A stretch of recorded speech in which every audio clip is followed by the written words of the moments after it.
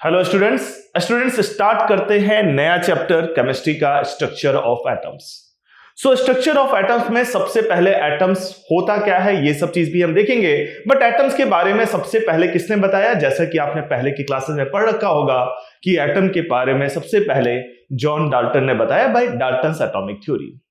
क्या डाल्टन के पहले किसी ने एटम के बारे में बताया था? डाल्टन से करीब 2000 साल पहले एक इंडियन ऋषि मुनि थे, कन्नाड नाम था उनका, आप गूगल करके भी चेक कर सकते हैं। उन्होंने बताया था कि जितने भी सब्सटेंस हैं वो सारे एक छोटे पार्टिकल से बने होते हैं, उसे हम परमाणु कहते हैं। तो एटम के और वो परमाणु फर्दर तोड़ा नहीं जा सकता, यानी जो जॉन डाल्टन ने कहा वही बात, लगभग वही बात उससे 2000 साल पहले, लेकिन ये बात हमें मिला नहीं था, तो इसलिए क्रेडिट जॉन डाल्टन का गया। ग्रेविटेशन के केस में भी कुछ ऐसा ही है, बट डिफरेंस ये है कि ग्रेविटेशन के बारे में न्यूटन ने बहुत कुछ बताया। न्यूटन एक बड़े फिजिसिस्ट के साथ साथ मैथमेटिशियन भी थे, तो न्यूटन से 1000 साल पहले ग्रेविटेशन के बारे में कुछ चीजें एक इंडियन गुरु थे, उन्होंने बताया कि ब्रह्मगुप्त नाम था उनका, कि earth has a gravitational pull, गुरुत्वाकर्षक बल है अर्थ के पास, जिसकी वजह से वो सारी चीजों को, सारी वस्तुओं को अपनी तरफ खींचता है। उसके बारे में अब न्यूटन ने जो बताया, बेसिकली न्यूटन एक बहुत बड़े मैथमेटिशियन भी थे, तो उन्होंने उसको पूरा डिटेल में बताया। बट हाँ, अगर हम ग्रेविटेशन पढ़ते हैं तो उनको भी थोड़ा क्रेडिट देना चाहिए। तो चलिए, अभी तो हम एटम्स पढ़ रहे हैं, तो एटम्स के बारे में बात करते हैं। तो एटम जो बना है, वर्ड एटम, ये बना है दो वर्ड से। देखिए, ए वर्ड जो होता है वो नेगेटिव होता है।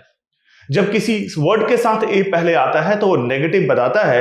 एटोमियो वर्ड से बना है, ए का मतलब नेगेटिव और टोमियो मतलब ब्रेकेबल या कटेबल। तो कोई भी चीज जो ब्रेकेबल नहीं होगा उसे हम बोलेंगे एटम्स।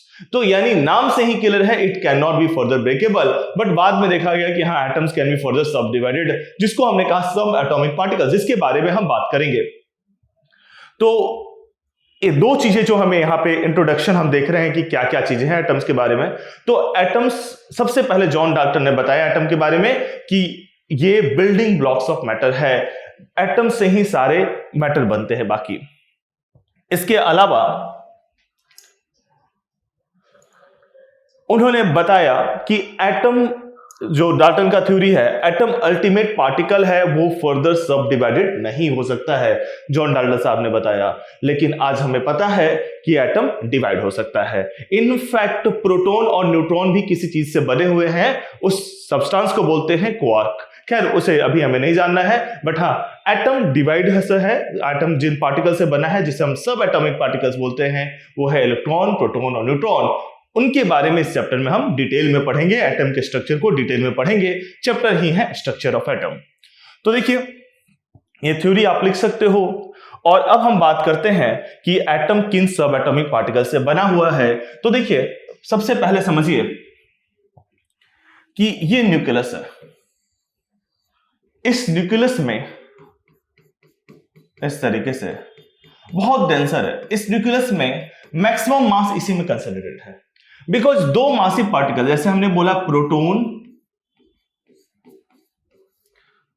न्यूट्रॉन और इलेक्ट्रॉन, ये तीन सब एटॉमिक पार्टिकल हैं।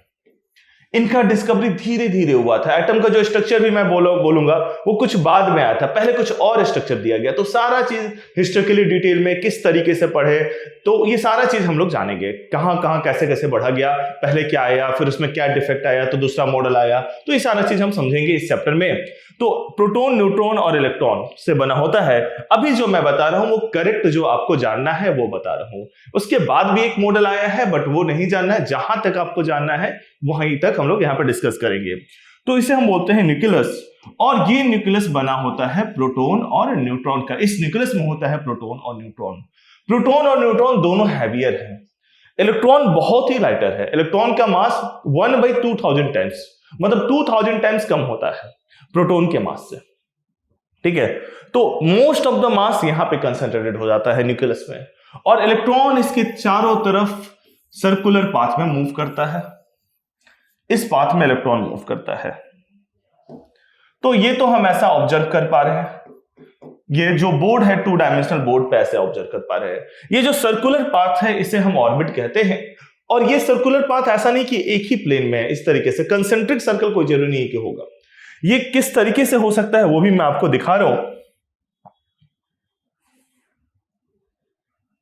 तो देखिए ये पाथ कुछ ऐसा भी, यहां पे इसमें आपका ये न्यूक्लियस है, इसमें प्रोटॉन और न्यूट्रॉन दोनों होंगे और इलेक्ट्रॉन इसके अराउंड सर्कुलर पाथ में मूव करेगा। ये जो सर्कुलर पाथ है ना वो कोई जरूरी नहीं कि कंसेंट्रिक होगा। एक सर्कुलर पाथ ये हो गया, एक ऐसे हो जाएगा, लाइक 3 डायमेंशनल, एक ऐसे होगा एक ऐसे होगा। इस सर्कुलर पाथ को हम ऑर्बिट बोलते हैं।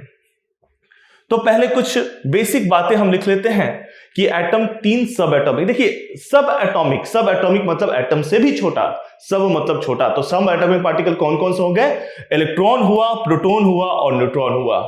थोड़ा थोड़ा सबके बारे में जान लेते हैं अभी कि इलेक्ट्रॉन क्या है, प्रोटॉन क्या है और न्यूट्रॉन क्या है, और उसके बारे में इनके डिटेल में भी जानेंगे, एक एक बार कैसे डिस्कवर हुआ और क्या क्या प्रॉपर्टीज है। तो अभी एक एक दो लाइन सबके बारे में जानते हैं कि इलेक्ट्रॉन क्या है।